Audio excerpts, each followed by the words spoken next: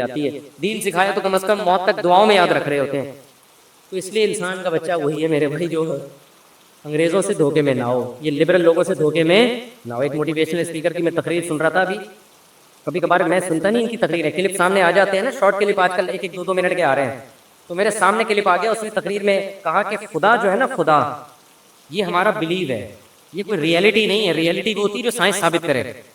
Science تو خدا کو ثابت نہیں کرتی, تو ریئلٹی پہ چلو, اپنے بلیف پہ مت چلو. میں نے کہا یہ اس کے جوابات تو میں پھر کبھی بعد میں دوں گا. یہ فضول بکواس جو کی ہے, کیا مطلب ہے اس کا, اس میں کتنی سقم ہے, کتنے عیب ہیں اس تقریر میں. لیکن میں نے کہا مرے گا تو یہ سارا تیرا جو تکبر ہے نا, جس نے بنایا ہے وہ پوچھے گا کہ تیرا بلیف مجھ پہ تھا کیوں نہیں. تو سائنسدانوں کو تو مانتا ہے, بنی ہوئی چیزوں کو دیکھ کر کہتا ہے کسی سائنٹسٹ نے یا کسی میکینک نے بنائی ہے, اور جس وہ میکینک خود بخود کیسے بن گیا. تو یہ ریئلٹی ہے جس پہ ہمارا بلیو ہے, یہ ہوائی باتوں پہ بلیو نہیں ہے. یہ گراؤنڈ ریئلٹی ہے خدا کا وجود, جس پہ ہم کیا کرتے ہیں, بلیو رکھتے ہیں. یہ بلیو اور ریئلٹی دو الگ الگ چیزوں کے نام بولو نہیں ہے.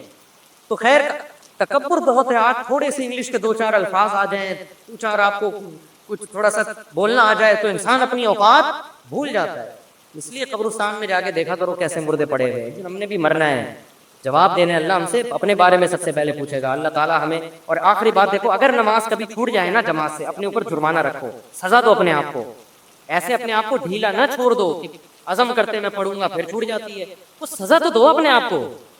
فجر جس دن چھوٹ جائے, ناشتہ گول, ناشتہ نہیں. حضرت حکیم اختر صاحب رحمہ اللہ فرمایا کرتے تھے, جس کی فجر چھوٹ جائے وہ کس منہ سے ناشتہ کرتا ہے, اس کو تو غیرت آنی چاہیے. تو یہ پراٹھے اور کباب کھا رہا ہے, جس خدا نے تجھے دیے ہیں اس نے تو تجھ سے صرف اتنا سا معاوضہ مانگا تھا کہ فجر میں حاضری دے دے. اب کس نعمتیں تو پھوڑ رہا ہے وجہ سے بیٹھ کے, تھوڑا سا اللہ کا حق ہے وہ ادا کرنے کے لیے تیار نہیں ہے. تو کچھ تو سزا دو میرے بھائی, اللہ ہمیں عمل کی توفیق عطا. تو میں یہ عرض کر رہا تھا کہ ہم پہ ٹینشن مسلط ہوتی تھی پڑھائی کی. مجھے یاد ہے جب میٹرک میں سرٹیفکیٹ ملا, وہی بی گریڈ, کیا خوشی تھی, وہی پاؤں زمین پہ ٹکے نہیں رہے تھے. اور یہ لوگوں کو ہوتی ہے, اچھے نمبروں سے پاس ہو جائیں بہت مزہ آتا ہے. تو سوچو جس دن یہ اعلان ہوگا, ایک طرف جہنم کی آگ ہے, اللہ کا قہر ہے, اللہ کا غضب ہے, دوسری طرف جنت کے باغات ہیں. ایسی جنت مالا عین رأت ولا اذن سمعت ولا خطر علی قلب بشر. نبی نے فرمایا نہ کسی کان نے اس کی لذتوں کو سنا ہے. یہ جو ہم سنتے ہیں نا, یہ اس کی حقیقت کو نہیں سنتے, اس جیسا کچھ سنتے ہیں ہم. اور نہ کسی آنکھ نے ایسی لذتیں کبھی دیکھیں. وما خطر علی قلب بشر, کسی انسان کے دل میں ان لذتوں کا تصور بھی نہیں گزرا. یعنی آپ تھوڑی دیر کے لیے تصور کر لو کہ کوئی عیاشی کی جگہ ہے جہاں عیش و عشرت کا سامان ہے, تو آپ کیا سوچ لو گے؟ نائٹ کلب ہوگا, شراب کباب ہوگا, حور و رنگ ہوگا, اور بہت عیاشی ہوگی, اور آپ کی جوانی ہوگی, یہی سوچ لو گے نا. اور یہ کھانے کو ہوگا, یہ پینے کو ہوگا.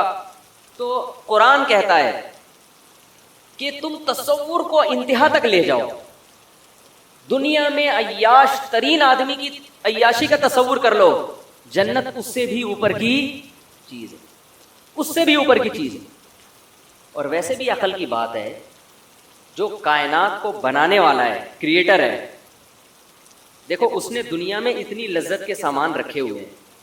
حالانکہ یہ لذتیں جو دنیا میں ہمیں مل رہی ہیں, یہ کسی عمل کا بدلہ نہیں ہے, یہ تو اللہ نے ویسی رحمت کی ہوئی ہے. یہ کسی عمل کا, ہماری محنت کا بدلہ نہیں.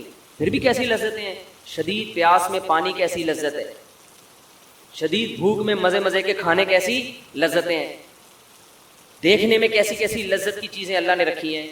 تو آپ یہ سوچیں وہ لذتیں جو اللہ ہمیں ہمارے عمل کے بدلے کے طور پر دے گا, اور قرآن کہتا ہے وہ حقیقت میں بدلہ نہیں ہے, بلکہ وہ بدلہ اللہ رحمت کی صورت میں نزولاً, مہمان نوازی کے طور پہ کرے گا. یعنی وہ میزبان بن کے ہمارا اکرام کرے گا. تو وہ اکرام کی کیا انتہا ہوگی, تو خالق کائنات ہے وہ. میں اکثر اس کی ایک مثال دیتا ہوں کہ آپ کو کسی بڑے سے بڑے سیٹھ نے ولیمے کی دعوت پہ بلایا, کوئی سمجھ لو کراچی کا یا پاکستان کا بہت بڑا سیٹھ ہے جی, بہت بڑا نام ہے اس کا. ایک زمانے میں سیٹھ عابد ہوا کرتا تھا نا, آج کل کہاں ہے, ہر سیٹھ مارکیٹ سے تھوڑے دنوں میں اسٹارٹ ہو جائے. یہ دنیا ہے بھائی. سیٹھ عابد کو ہم فرض کر لیتے ہیں, اگر کوئی ابھی حاضر سروس سیٹھ وہ بولے گا میرا نام کس خوشی میں لیا آپ نے بغیر پرمیشن. سیٹھ عابد تھا ایک زمانے میں, بڑا مشہور تھا. ہمارے بچپن میں مشہور تھا وہ سیٹھ عابد تھا، پتہ نہیں زندہ ہیں تو اللہ عمر میں برکت دے، انتقال ہو گیا تو اللہ مغفرت فرمائے. اب سیٹھ عابد ہے جی، بڑا کراچی کا کروڑ پتی ارب پتی تاجر. آپ غریب تھے، اس نے آپ کو کسی وجہ سے انویٹیشن بھیج دی. جیسے سعودی عرب کے ایک بادشاہ نے، ہمارے حضرت نے ایک واقعہ سنایا کہ ایک پاکستانی جو تھا وہ کہیں ریاض میں کہیں گلی میں گھوم رہا تھا، تو ایک عرب تھا بڑا شاہی خاندان کا، اس کا بچہ کہیں کھیلتا ہوا گلی میں کہیں کھیل رہا تھا. تو یہ پاکستانی غریب آدمی، اس نے اس بچے کو بڑا پیار کیا، بڑا اکرام کیا، اس کو پیارا سا بچہ تھا. تو وہ شہزادہ دیکھ رہا تھا. شہزادے کو بڑی غیرت آ گئی کہ بھئی میرے بچے کو اتنا پروٹوکول دیا، اس کو یہ عمل اچھا لگا. تو شہزادے نے اس کو بولا کہ کچھ دن بعد کوئی ہماری دعوت ہے، آپ کو بھی انویٹیشن ہے، آ جانا. وہ شہزادے لوگ جو ہوتے ہیں نا وہ اسی ٹائپ کے ہوتے ہیں، جب ان کا دل آ جائے نا تو بس وہ پھر نوازتے ہیں. تو یہ پاکستانی غریب آدمی یہ جب دعوت میں پہنچا تو یہ اس کی عقل حیران ہو گئی، یار ایسی بھی دعوت ہوتی ہے. بھائی ہماری دعوت کیا ہوگی، پورے بکرے کر دیں گے نا، اور کیا. وہ ان کی دعوت ایک تو عود کی وہ دھونیاں چل رہی ہیں، پھر پورے اونٹ کے بچے روسٹ، اونٹ کے بچے دمپو صحیح ہے نا، یعنی زمین میں دبا کے اونٹ کے بچے پکائے ہوئے صحیح پورے. وہ ایسی وی آئی پی دعوت اس نے کبھی تصور نہیں کیا. اب آپ کہہ سکتے ہو کہ یار اس شہزادے کو اس بندے کی اوقات دیکھنی چاہیے تھی کہ اس کو تو تم دیسی مرغی کا سوپ بھی پلا دیتے تو یہ بیچارہ خوش ہو جاتا. پاکستانی غریب آدمی تھا، مزدور آدمی تھا، اس کو آپ کو یہ اونٹ مونٹ اور یہ سب چیزیں کھلانے کی کیا ضرورت تھی؟ سوال پیدا ہوتا ہے نا. اس کو تو آپ چائے میں پاپے بھی ڈبو کے دے دیتے، یہ کہتا بھائی بادشاہ کے محل سے ہو کے آؤ، یہی کافی تھا. بلکہ اپنے گھر بلاتے، سر پہ ہاتھ پھیرتے، سیلفی لیتے، چل پتلی گلی سے نکل. وہ ساری زندگی اسی سیلفی پہ خوش ہوتا کہ نہیں ہوتا؟ یہ تو بہت خوش ہو جاتا، لیکن بادشاہ کی بے عزتی ہو جاتی. یہ دنیا میں بتاتا یار بادشاہ سلامت کی دعوت تھی اور چائے میں پاپے ڈبو ڈبو کے کھلائے جا رہے. کیا خیال ہے؟ بادشاہ جب دعوت کرتا ہے تو جن لوگوں کو انوائٹ کیا ہے ان کی حیثیت نہیں دیکھتا، وہ کس کی حیثیت دیکھتا ہے؟ اپنی. کبھی کسی مالدار کو آپ نے دیکھا دال چاول کھلا رہا ہو دعوت میں، دلیل یہ دے کہ میں نے جن لوگوں کو بلایا ان کو یہ بھی میسر نہیں. صدقے میں تو کرے گا یہ. ارے جب کوئی مالدار غریبوں پہ صدقہ کر رہا ہوتا ہے نا، اس صدقے میں تو دال چاول بھی ہوتا ہے، 5-5 روپے دے کے بھی تنخواہ دیا جاتا ہے، اور راشن بانٹ دیا جاتا ہے. بھائی آٹے کی 5-5 تھیلیاں ایک ایک غریب کو دے دو. صدقہ اور چیز ہے، اور دعوت بولو نا، دعوت الگ چیز ہے. تو جب دعوت کرتا ہے نا سیٹھ آدمی، تو دعوت میں اصول یہ ہے کہ آپ کے اپنے اسٹینڈرڈ کے حساب سے ہوتی ہے. تبھی جو مالدار لوگ ہیں ان کے بچوں کے ولیمے یا اپنے ولیمے ان کے اسٹینڈرڈ کے حساب سے ہوتے ہیں. 10 قسم کے کھانے ہوتے ہیں، پہلے سوپ لایا جا رہا ہے، پھر یہ لایا جا رہا ہے، پھر یہ لایا جا رہا ہے. اب کیا ہوا کہ آپ غریب آدمی تھے، آپ بیچارے رکشا چلاتے تھے یا کہیں چوکیداری کر رہے تھے، تو سیٹھ عابد نے آپ کی دعوت کر دی. آپ بڑے خوش ہو گئے، یار اب سیٹھ عابد کی دعوت ہے، ڈیفینس میں کوئی بڑی وی آئی پی جگہ ہوگی. تو سیٹھ عابد نے کہا بھائی میری طرف سے دعوت ہے، میرے بیٹے کا ولیمہ ہے، تو میں بلاتا تو نہیں غریب لوگوں کو، لیکن چلو یار تمہارے سے بھی کوئی سلام دعا ہے ہماری، آ جانا. آپ پہنچ گئے، دال چاول پکے ہیں. کیا پکا ہوا ہے؟ آپ کھا رہے ہو یار، ہم کیا سمجھ کے آئے تھے. ایسا خوبصورت لان ہوگا، انٹری کے لیے لوگ الگ استقبال کے لیے کھڑے ہوئے ہوں گے. پھر جب لان میں جائیں گے تو وہ ستارے ٹمٹما رہے ہوں گے، بڑا ڈیکوریشن کا انتظام کیا ہوا ہوگا.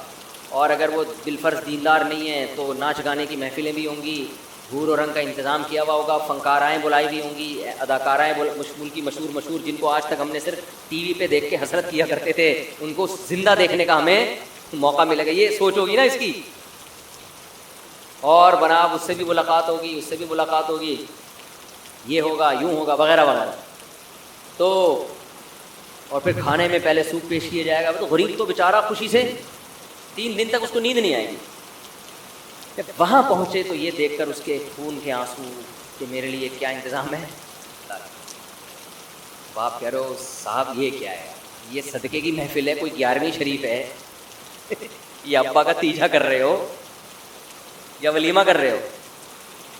سیٹھ عابد کہہ رہا ہے بھائی آپ کو کیا اعتراض ہے، آپ کو گھر میں یہ ملتی ہے، آپ کو تو گھر میں اگر ملتی بھی ہے تو سادہ دال چاول، ہم نے تو دال میں ٹماٹر کا تڑکا بھی لگوا دیا آپ کے لیے، یہ اسپیشل آپ کے لیے تڑکا لگوایا، ورنہ ہم تڑکے وڑکے نہیں لگاتے. آپ کو تو ابلے ہوئے چاول گھر میں ملتے ہیں, ہم نے اسپیشل آپ کے لیے دال میں تھوڑا تڑکا لگایا, دیکھو مزہ نہ آئے پیسے واپس. ہے مزے کی دال, آپ کھا رہے ہو, مزہ آ رہا ہے, بھوک بھی لگ رہی ہے, لیکن آپ کہو گے کہ آج سے سیٹھ عابد کی عزت 20 لوگوں کو جا کے بتائے گا ابے بڑا بنا پھرتا ہے, اب تو بھی ڈرامہ, کنجوس آدمی, ایک نمبر کا, یہی بولو گے نا. اب جو بھی آپ کو کہے ابے تجھے تو تیری حیثیت سے زیادہ کھلا دیا, آپ کہو گے بھائی ہمیں ہماری حیثیت سے زیادہ نہیں کھلایا. بات یہ ہوتی ہے دعوت کرنے والا اپنی حیثیت کے حساب سے دعوت کرتا ہے, وہ انوائٹڈ مہمان جو ہیں ان کی حیثیت کو پیش نظر نہیں رکھتا. تو اب مجھے ایک بات بتاؤ, سیٹھ عابد یہ حماقت کبھی نہیں کرے گا کہ دال چاول کھلا دے. وہ کہے گا یار آج ساری دنیا دیکھے گی کہ سیٹھ عابد کی دعوت کیسے. کنجوسی کا تانا دنیا میں کوئی نہیں برداشت کرتا, تبھی تو لوگ قرضے لے لے کے دعوتیں اچھی کر رہے ہوتے ہیں. بھائی ایک دفعہ لوگوں کو پتہ چل جائے کہ ہم کنجوس نہیں ہیں. اب یہ بھی غلط ہے کہ آپ قرضہ چڑھا دیں اپنے اوپر, لیکن غیرت مند آدمی بہرحال یہ کنجوسی کا تانا کبھی بھی برداشت نہیں, وہ کرے گا ہی نہیں ولیمہ اگر پیسے نہیں ہیں. بھائی کریں گے تو پھر اپنے حساب سے کریں گے. تو آپ مجھے بتاؤ, حدیث میں آتا ہے سب سے زیادہ غیرت کس میں ہے؟ اللہ میں. ایک تو غیرت اس میں زیادہ, اس کو کنجوسی کا تانا بالکل بھی پسند نہیں ہے. یہودیوں نے ایک دفعہ اللہ کے بارے میں یہ کہہ دیا ید اللہ مغلولہ, اللہ کے ہاتھ بندھے ہوئے ہیں, تھوڑا تھوڑا کر کے دیتا ہے. اللہ کو اتنا غضب آیا, قرآن میں اللہ نے سورت نازل کی, فرمایا غلت ایدیہم, ان کے ہاتھ بند گئے ہیں, ولعنوا بما قالوا, ان یہودیوں پہ اللہ کی لعنت. یہ کہہ رہے میرے ہاتھ بندھے ہوئے ہیں, بل یداہ مبسوطتان, میرے تو دونوں ہاتھ ایسے کھلے ہوئے. اللہ کو غصہ آیا, اللہ نے فوراً جواب دیا. کنجوس آدمی کو آپ کنجوسی کا تانا تو وہ جواب نہیں دے گا, تھینک یو کہہ کے نکل جائے. اگر کوئی کہے نا اس کو کہ ماشاءاللہ آپ پیسہ بہت بچا کے رکھتے ہیں اور بہت سیو کرتے ہیں, کہے گا شکریہ, آپ نے میری کفایت شعاری اور قناعت کی تعریف, میں آپ کے شکر گزار. لیکن جو سخی ہوگا وہ بولے گا بچائے گا تیرا باپ, ہم تو خرچ کرنے والے لوگ ہیں. اس کو یہ وہ چپ نہیں رہے گا, وہ خاموش کبھی نہیں رہے گا, اس کو غصہ آئے گا بھائی تو کیسی بات. اور یہ غصہ آنا اس کی علامت ہے یہ سخی ہے, یہ کنجوسی کا تانا برداشت نہیں کرتا. دیکھو کسی میں غیرت ہو, آپ اس کو بولو بھائی ہم نے سنا یار تیری زوجہ کے فلانے سے تعلقات ہیں, ایک دم لال پیلا غصہ, نے یہ الزام کیسے لگایا بھائی, ایک دم لال پیلا ہو جائے گا نا. اور غیرت نہیں ہے بھائی, میں نے سنا تیری وائف کے چکر چل رہے, کہہ رہے تھینک یو یار. اصل میں وہ میرا خیال ہے غلط انفارمیشن ہے, تحقیق کر لیتے ہیں. یعنی وہ ایک دم سے جوش میں نہیں آئے گا, وہ کہے گا دیکھ لیتے ہیں, آپ نے اطلاع دی ہے, نیوز ہے, آج کی تازہ خبر یہی ہے. اب صبح سے کوئی تازہ خبر میں نے سنی نہیں تھی, اچھی نیوز ہے, میں بری نیوز ہے, میں دیکھ لیتا ہوں ذرا, اگر تحقیق کر لیتا ہوں, اگر صحیح نکلتی ہے تو میں اس کو سمجھاؤں گا اور اس کو بولوں گا بیگم دیکھو یہ مناسب بالکل بھی نہیں, ٹھیک ہے. اب تک جو ہو گیا, آئندہ بات نہیں کرنا. اور اگر پھر بھی تمہیں بہت زیادہ بات کریں تو مجھے بتاؤ نا, تم میں مجھ سے پرمیشن لو. چھپ چھپا کے یہ کام, یہ ہر آدمی کا اس میں الگ لیول ہے. لیکن اگر آپ میں بہت غیرت ہوگی, ایک دم کھوپڑی آپ کی, تو بھائی یہ کیسے بولو. جو جس چیز کی عزت ہوتی ہے نا وہ اس تانے کو برداشت نہیں کرتا. دیکھو ایک ڈاکٹر کو آپ اگر یہ کہہ دو کہ تم ذہین نہیں ہو, اس کو غصہ نہیں آئے گا.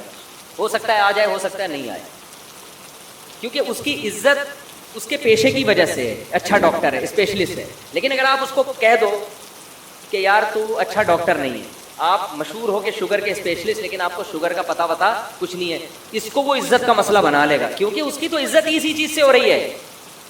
اس کو تو لوگ پہچانتے ہیں. ایک عالم دین کو آپ بول دو جاہل ہے, اس کو غصہ آئے گا اس پہ کہ یار میرا تو لوگوں میں شہرت ہی علم کی بیس پر ہے, مجھے جاہل کہہ دیا, برداشت نہیں کرے گا وہ. آپ اس کو کوئی اور تانا دے دو وہ برداشت کر لے گا. ایک فوجی کو آپ یہ تانا دے دو کہ تو بزدل ہے, اس کا میٹر گھوم جائے گا, کیونکہ محاذ پہ لڑنے والا فوجی وہ فخر کس پہ کرتا ہے کہ میں ملک کے لیے جان دینے کے لیے تیار ہوں. آپ اس کو بول دو یہ بزدل ہے, یہ نہیں لڑ سکتا. آپ اس کو کنجوسی کا تانا دے دو, برداشت کر لے گا. آپ اس کو غربت کا تانا دے دو, برداشت کر لے گا. لیکن آپ اس فوجی کو یہ بول دو تو بزدل ہے, تو چوڑیاں پہن کے گھر میں, وہ یہ برداشت, کیونکہ اس کی عزت کس سے ہے, وہ اسی پہ فخر کرتا ہے, یار میں کنٹری کے لیے جان دینے والا ہوں. تو جس آدمی کو جو مقام جس وجہ سے ملا ہوتا ہے وہ تانا کبھی بھی برداشت نہیں کرتا, اس کے علاوہ برداشت کر لے گا. آپ خواتین کو کہہ دینا کہ تمہاری عمر 40 سال کی ہو گئی ہے,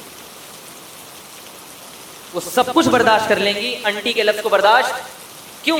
وہ سمجھتی ہمارے اندر جو اٹریکشن ہے، جو لوگوں کو رغبت ہے، وہ اس لیے کہ ہم جوان ہیں، خوبصورت ہیں۔ اگر ہمیں کسی نے یہ کہہ دیا بدصورت یا تم بڈھی ہو گئی ہو، وہ کہتے ہیں بھائی تو یہ عورتوں کی فطرت ہے، نہیں برداشت کرتی وہ، کہتے ہیں بھائی مردوں کے پاس تو عزت کے اور بہت سارے طریقے ہیں۔ مردوں کو آپ کہتے ہیں 50 سال کیا، وہ کہے گا ہیں تو پھر بھی 50 سال میں بھی ایسے ڈولے رکھے ہوئے ہیں میں نے، وہ یہ کہہ دے گا 50 سال میں ہوں لیکن لڑکے دکھا دوں۔ تو یہ ہر ایک کی الگ الگ معیار ہوتا ہے۔ تو اسی طرح یاد رکھو، اللہ جو ہے نا، اللہ کے بہت سارے نام ہیں، لیکن اللہ اپنے ایک نام ایسا ہے جس میں اللہ بہت غیرت رکھتا ہے اس نام میں، وہ ہے رحمان۔ اسی سے سخاوت بھی نکلی ہے نا، رحمان۔ تبھی قرآن کہہ رہے ہیں قُلِ ادْعُوا اللَّهَ أَوِ ادْعُوا الرَّحْمَانَ، تم اللہ کو پکارو اللہ کہہ کے یا رحمان کہہ کے، کوئی فرق نہیں پڑتا، ایک ہی مطلب ہے۔ مجھے رحمان کہہ دو، اللہ کہہ دو، ایک ہی بات۔ تو آپ بتاؤ، رحمان تو وہ ہوتا ہے جس کی سخاوت بے پناہ ہو۔ اس لیے اللہ کوئی بھی آپ اللہ پہ الزام لگائیں، اللہ اس سے برات کا اعلان کرے گا، لیکن اگر آپ نے اللہ کو کنجوس کہہ دیا، معاذ اللہ بخیل کہہ دیا، یہ اللہ اپنے حق میں اتنی بڑی گالی سمجھتا ہے۔ اللہ کہتا ہے میری تو عزت اور میری تو پہچان کس سے ہے، میں اتنا پاورفل ہوں کہ میں بندوں کو سے نوالا چھین لوں، مجھ سے کوئی پوچھنے والا نہیں ہے، میں سب کو مار دوں، کوئی پوچھنے والا نہیں، بغیر کسی جبر اور دباؤ کے اپنے بندوں پر بے پناہ رحم کرتا ہوں، اور اپنے دونوں ہاتھ میں نے کھول کے سخاوت کا دریا لٹائے جا رہا ہوں۔ یہ تو میری کوالٹی ہے جس کی وجہ سے لوگ مجھ سے محبت کرتے ہیں۔ تو یہ تانا اگر مجھے دے دو کہ میں کنجوس ہوں، یہ تانا میں برداشت نہیں کروں گا۔ جو مجھے یہ تانا دے گا، قرآن کہہ رہا ہے لعنوا، اس پر اللہ کی لعنت ہے۔ اب آپ اس سے سمجھو کہ جو اتنا بڑا سخی ہو، کیا وہ جنت میں دال چاول کھلائے گا آپ کو؟ ہے وہی، یا جنت میں وہی نعمتیں دے دے گا جو دنیا میں ملتی تھی؟ آپ جنت میں گئے، آپ کو بحری اٹاؤن دے دیا اللہ نے، لے وہی عیش کر، تو آپ کہو گے اللہ یہ کوئی الگ سے تو کوئی چیز نہیں ملی مجھے، یہ تو دنیا میں بھی ہم دیکھ کر آئے، تو تو نے ریاض ملک کو بھی دے دیا تھا یہ سب کچھ، ہے بھائی؟ کیا خیال ہے؟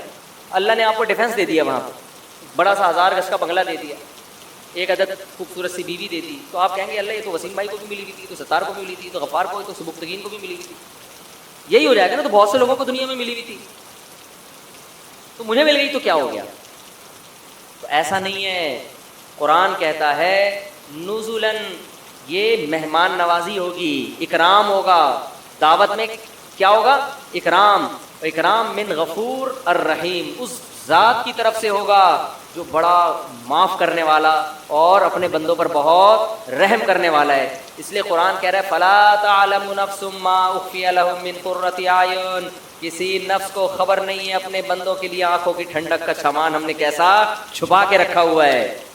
تبھی تو شہداء کی کرامتیں اتنی ہیں، بہت سارے شہداء کے واقعات ہیں کہ دنیا سے جاتے ہوئے ان کو اللہ نے جنت دکھائی ہے، دنیا سے جاتے ہوئے جنت نظر آئی ہے، انہوں نے بتایا ہے لوگوں کو۔ میں اکثر اس موقع پر ایک واقعہ بیان کرتا ہوں۔